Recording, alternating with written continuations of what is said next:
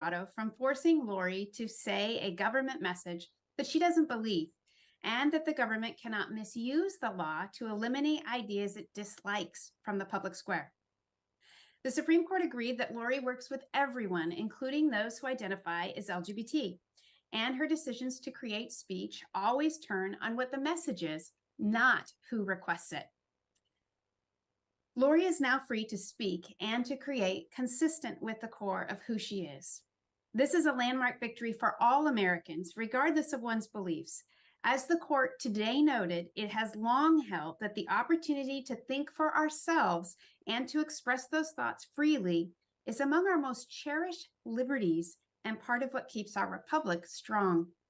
The First Amendment's promise of free speech extends to everyone on all sides of any debate. The government should no more force Lori to speak against her beliefs about marriage than an LGBT website designer to speak contrary to her beliefs. Neither should a Muslim cake artist be forced to create a custom cake with a message criticizing Islam. A pro-abortion filmmaker should not have to make a documentary that advances or promotes the pro-life movement. And a Democratic speechwriter certainly shouldn't have to write a speech promoting a Republican candidate. The same principle also applies to ADF's other clients, such as Jack Phillips, Emily Carpenter, Chelsea Nelson, and Bob Updegrove. These cases are pending in the courts of appeals right now across the country. Today's decision ensures that no government official can punish an American with jail time, six-figure penalties, and any other penalties for speaking consistent with their beliefs. Today's decision affirmed that states like Colorado cannot eliminate beliefs they dislike from the public square. People like Lori, who believe that marriage is a unique relationship between a husband and a wife, should not be bullied, persecuted, or banished from the public square for peacefully living and speaking out that belief. A belief that is held by millions of people from all walks of life, all races, diverse faith traditions, and no faith at all. Even people who reject Lori's beliefs about marriage should stand with her, because they too might be the ones who face censorship when political or cultural winds shift. The court's rejection of government censorship protects and promotes pluralism, a society where all Americans are welcome to engage in public life and can say what they believe, even if their beliefs are disfavored by their government. As the court held today, the freedom to think and speak is among our inalienable human rights. By allowing all views to flourish, the framers understood we may test and improve our own thinking, both as individuals and as a nation. You may hear attempts today to misconstrue this important victory for all Americans in the days ahead as well. So let me be very clear. Public accommodation laws have coexisted with First Amendment rights for years. Government officials have never needed to compel speech to ensure people are not denied access to goods and services. But it's been in recent years that government officials have sought to misuse these laws, stretching them beyond recognition. And in doing so, they're censoring speech they dislike by falsely labeling it as discrimination. But the government can't label speech as discrimination in order to censor it. The court's decision means that states will ensure no one is forced to say something that they don't believe, while also ensuring that no one is denied goods and services. America's commitment to free speech has enabled some of our most significant social progress, from abolishing slavery to advancing women's rights to vote, to even passing the 1964 Civil Rights Act. Those movements flourished because our nation absolutely refused to silence or coerce people. Without the freedom to speak, we shutter diverse views, shut down meaningful debate, and we stop the conditions that are required for progress. Today's decision affirmed these important principles, and the court expressly said, tolerance, not coercion, is our nation's answer. The First Amendment envisions the United States as a rich and complex place where all persons are free to speak and to think as they wish, not as the government demands. So I hope that everyone celebrates today's decision because it upholds a fundamental right to say what you believe without fear of government punishment. And that's a win for all of us. Thank you. Thank you so much, Kristen. Next, we'll hear from the owner of 303 Creative, Lori Smith. Lori, the floor is yours. Well, good morning. My name is Lori Smith, and I'm a graphic and website designer. I own 303 Creative in Denver, Colorado. Today, I am incredibly grateful for the U.S. Supreme Court's ruling today that says that I'm free to create custom designs consistent with my beliefs without the fear of Colorado punishing me. This is a victory not just for me, but for all of us. Whether you share my beliefs or completely disagree with them, free speech is for everyone. The government should not force anyone to say something we don't believe. And the court's decision means that we are all more free today than we were yesterday. We can think, create, imagine, and speak consistent with the core of who we are. Years ago, I left the corporate design world to start my own art studio because I wanted to promote causes that are close to my heart. I love creating custom artwork for overseas missions, homeless ministries, animal rescue shelters, and organizations for veterans who have selflessly sacrificed to defend our country. I love people, and I create custom artwork for everyone, including those who identify as LGBT. For me, it's never about the who, it's about the what. When considering a potential project, I always look at the message being requested, never the person requesting it. My canvas is on paper, sometimes pixels, and I cherish the freedom to craft messages and celebrate things that I'm passionate about.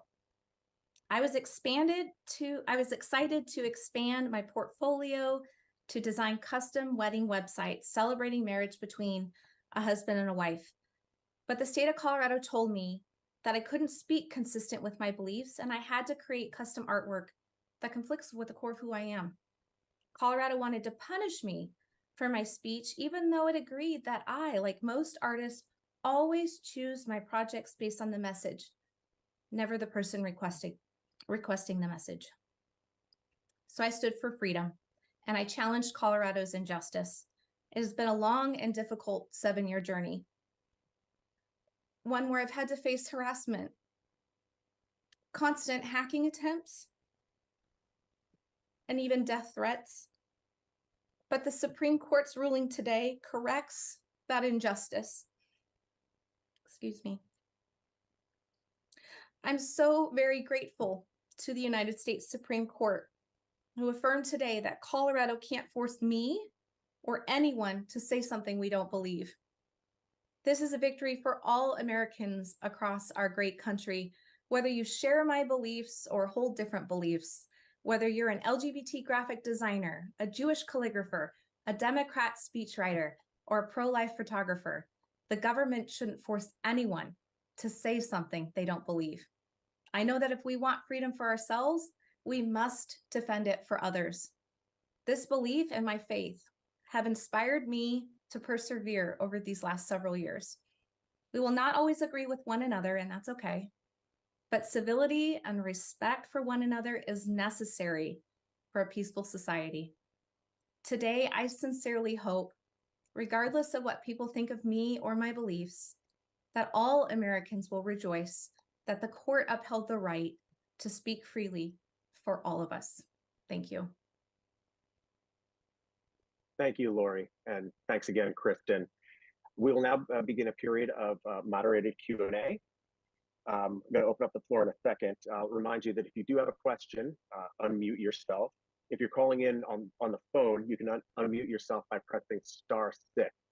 The one thing that I would ask is that you identify yourself by your name and by your affiliation. At this time, we will open up the floor. Can we just start?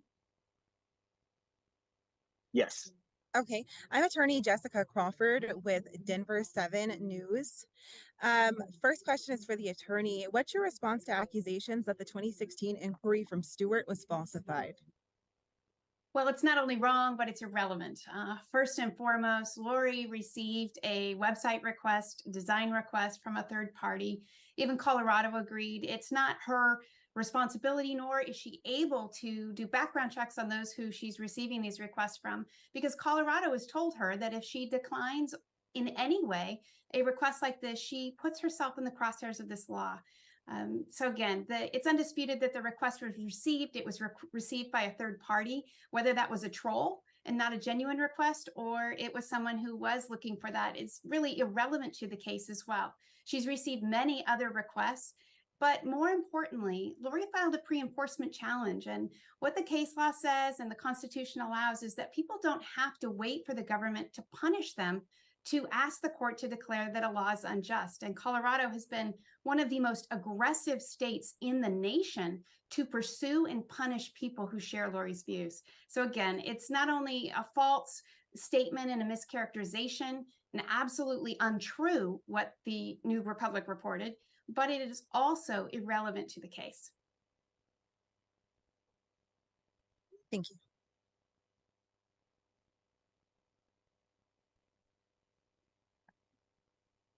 Another question I have is, what is your response to concerns that this ruling could lead to business owners discriminating against potential customers at a higher rate than what they used to, and in a way that could be compared to segregation? Americans should read the decision, and what they'll find that decision says is that non-discrimination principles and public accommodation laws have peacefully coexisted with the First Amendment for years and will continue to do so. Those non-discrimination principles still apply so that no one is denied access to goods and services, but everyone has the right to free speech. And that's a win no matter what side of a debate you're on. It's a win for the LGBT website designer, the Democrat speechwriter, as well as the Muslim artist. It protects all of us. Hi, this is Colleen Slevin. I had another question about that request from Stewart. It looks like from the court filings that was a request made through Lori's website. Is that what you mean by a third party? There's a form on Lori's website where people can request services, and that request was made by a third party to Lori's website. But again, I think what's important here is that it's irrelevant to the legal analysis. Lori has received many other requests, but those requests aren't even required for her to have the court adjudicate this case on her behalf. She's waited 7 years, and for that 7-year period, Colorado has aggressively argued in court that she would break the law and subject herself to punishment if she declined to create a custom same-sex wedding website. So again, the issue is not only irrelevant, but these contentions are absolutely false. So you're saying Stewart is lying when he's saying he didn't make that request?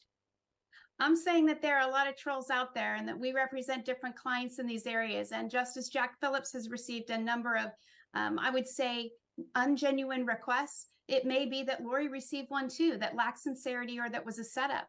We don't know that, but it's irrelevant to the legal analysis. What we do know, and that Colorado itself has even agreed, is that she has received requests and that this was one of those requests, but that a request isn't even needed for the court to decide this issue, because no one should have to face fines or jail time when they're facing an unjust law like this. And thankfully, the court recognized it did violate the Constitution.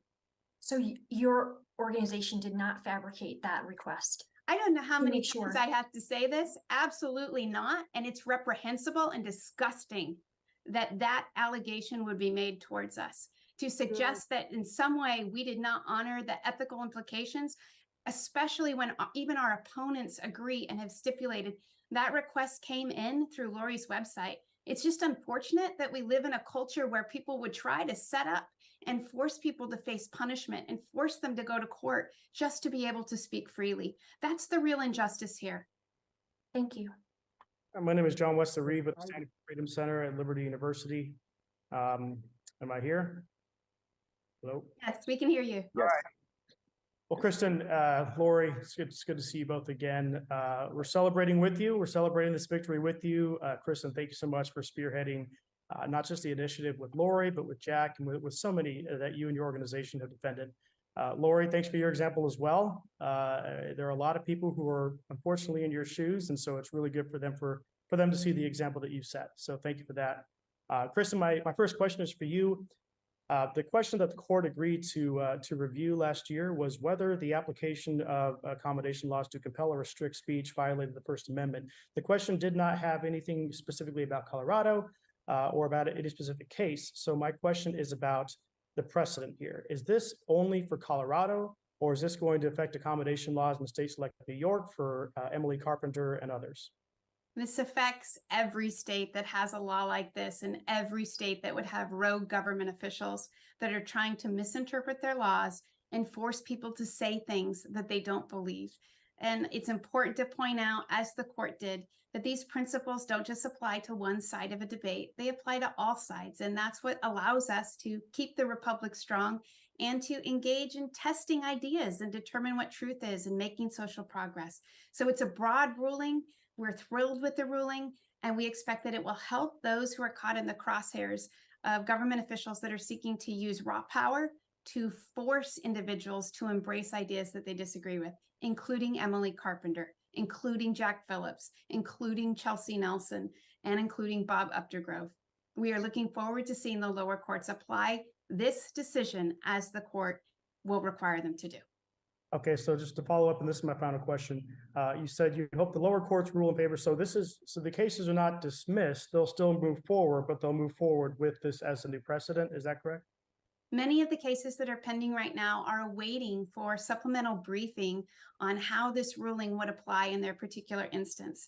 And the court issued a broad ruling today affirming the principle that if you are creating expressive content, the government can't force you to create that content in violation of what you believe. It can't force you to say something that you don't believe. And so that legal principle will apply in all of those cases because they all are speech creators. All right. Thank you, Kristen. Thank you, Lori. Thank you. Another question for Lori. Last time we spoke, you said you were interested in offering wedding websites and that, that the current laws prevented you from doing so. So what's your plan next? Are you going to start offering websites? And also, do you plan to post any messages on your website indicating work that you will and won't do? Well, I'll tell you that I've been waiting for this moment for 7 years, 7 long years. Wedding seasons have come and gone in those 7 years, and I am looking forward to creating consistent with what I believe and what my faith teaches me about marriage. So yes, I am excited about taking this next step. And I'm grateful for today, for the victory. No one should be forced to say something they don't agree with. So today is a victory for all of us. And I think perhaps my attorney can speak to the second part of your question.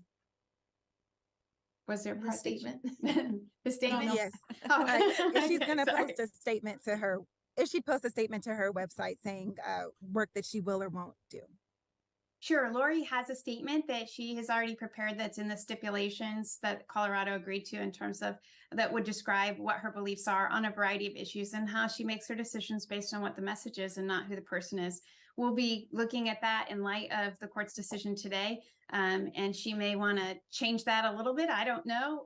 She needs to take a fresh look at it. As I said, it's been 7 long years of waiting to be able to even enter into this industry and then to post a statement. So might have a few tweaks to it. I don't know as time has passed, but it's certainly something she'll be putting up in due time. And just to confirm, you will be offering wedding websites now after this? Yes, that's what I wanted from day one. Okay, thank you. This is Mark Kellner. Question concerning the Emily Carpenter case in New York specifically.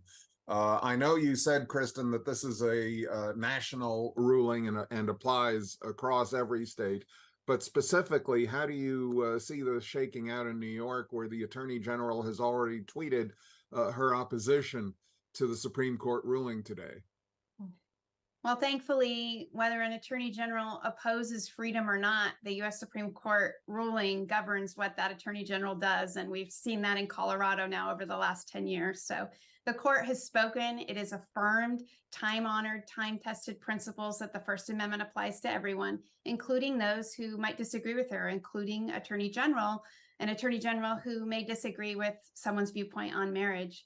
I also think it's important to point out, and also consistent with the last question that I had, that in the services that Lori provides, all of the websites that she creates are custom. They're tailored to the couple, as the decision found today. So in every instance, she's looking at what the message is, not who's requesting it. So in that sense, she's not able to post any type of sign that would suggest she's categorically denying any type of service, because she doesn't do that. She serves everyone, including those who identify as LGBT. But she does look at messages, and she'll make her distinctions in what she creates based on whether it's consistent with her beliefs. And every artist has that freedom. Okay, thank you. Hi, I'm Lourdes Hurtado with Telemundo Network. In her dissent, Justice Sonia Sotomayor said that the immediate and symbolic effect of the decision is to mark gays and lesbians for second-class status. Lori, as a Christian, what do you respond to this dissent? I have always loved working with everyone. I serve people from all walks of life. I have clients who identify as LGBT. My case is about speech, and when speech is concerned, speech should be protected. Today's victory protects not just me, but protects the LGBT website designer. Everyone should be free to create consistent with what he or she believes. And whether your views on marriage are similar to mine or perhaps different, nobody should be forced to create a message that goes against his or her convictions. I think it's also important to point out from a legal perspective that as the 6-justice majority explained, Justice Sotomayor's dissent was truly litigating a case that wasn't before the court. The facts are agreed in this case to what Lori just said, and that she serves everyone. And truly loving our neighbor means ensuring that they have the same freedoms that we all have. And that's what this decision was about today. It does protect those who identify as LGBT or any other political or cultural persuasion to be able to articulate, advocate, and express ideas that are consistent with what they believe. And it comes down to, is it the government's role to tell us what to think and what we believe? It doesn't mean that the marketplace can't respond to it. What it does mean is that the government doesn't have the power to do that to the individual American. Thank you.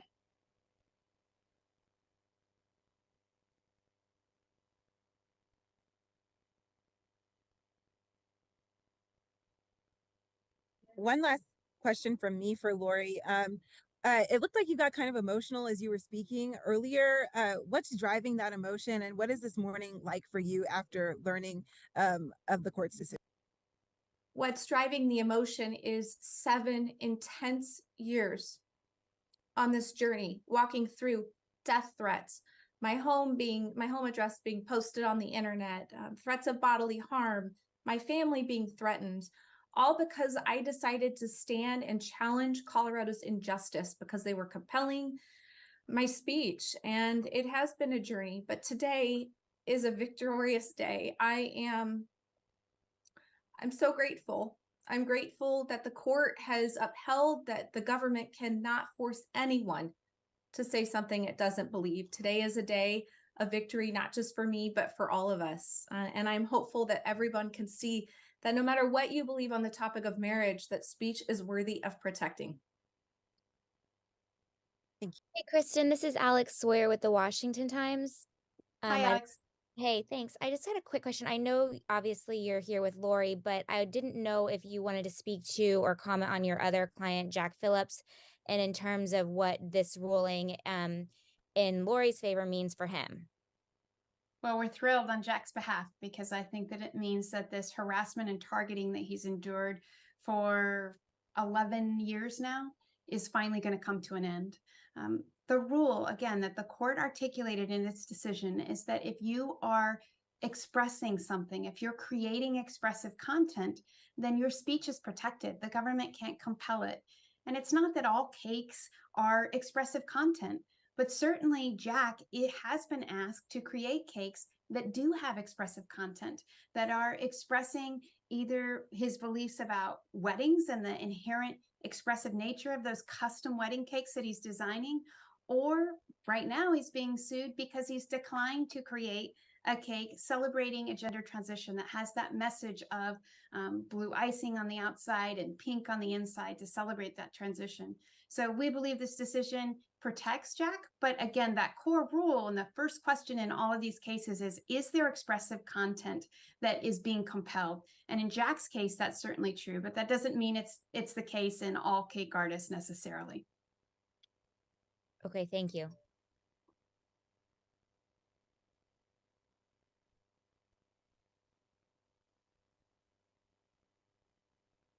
Joe Mueller with the Center Square. I noticed that the opinion quoted case law, the Boy Scouts of America versus Dale many years ago. I believe it was 1998. And now looking back at that ruling, all the money, all the time that the Boy Scouts invested in that, and now they have changed and their rules have changed to more or less reflect society. To both of you, will we look back on this day and see it as a victory for the First Amendment, and yet know that the marketplace will probably, hopefully, be the driver instead of government? Well, I think first of all, the decision included many, many cases, and you're just picking one of the many cases that the decision cited for the time-honored principle that when you're asked to create speech, the government can't affect your message. The government can't hijack that speech and force you to say something that you don't believe. That's the legal principle in that case. And I think the beauty of the First Amendment is, as you say, what someone expresses and what's considered popular may change through the course of time. As they say, today's orthodoxies may be tomorrow's heresies. And that is certainly true in our culture. But what is also true is that it's not up to the government to decide what those heresies are. It's not up to the government to tell Americans what to think and what to say. And that's the legal principle that I think we will be rejoicing over for generations to come, and that we have looked to in the past to see it has been applied appropriately and made our republic so strong. We have time for 2 more questions.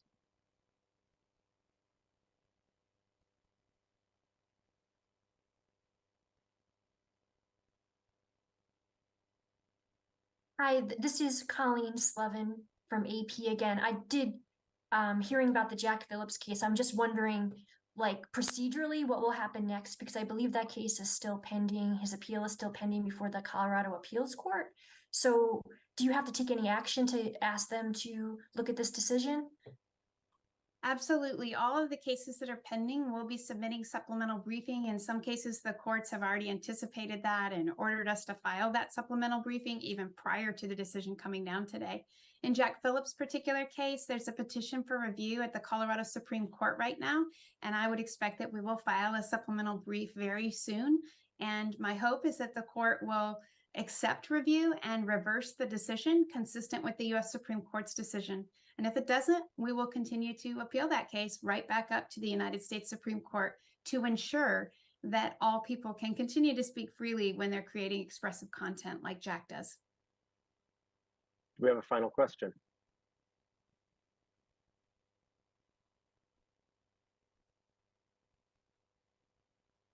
Yeah, Katie Eastman here with 9 News. I have a question. This might be for the attorney. You talk about how this is a win for everybody, for even for people who identify as LGBTQ, but we know that Alliance for Defending Freedom, most of these, so many current lawsuits are about people in the LGBTQ community, and the general consensus is that it's about taking away freedoms from people in the LGBTQ community. So how would you respond to that, but when you're saying that this lawsuit is about everybody's freedoms? Again, I would encourage all Americans to read the decision rather than to read mischaracterizations of what the case is about. This is about whether all Americans have the right to speak freely, and that's a right that those who identify as LGBT, those who identify as Democrat or Republican or Libertarian, no matter what your persuasion is, what your faith is, you have the right to be able to speak freely. And it's whether the government can use its power to punish and even jail you for declining to speak a message that violates your convictions, regardless of what those convictions are. So I think, again, it's a win for everyone.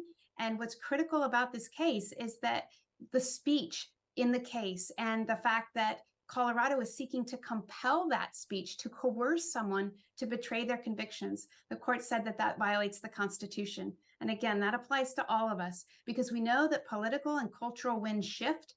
And if we want freedom for ourselves, we also need to extend it to those we disagree with. Thank you so much, everybody, for joining us this morning. That concludes the press conference.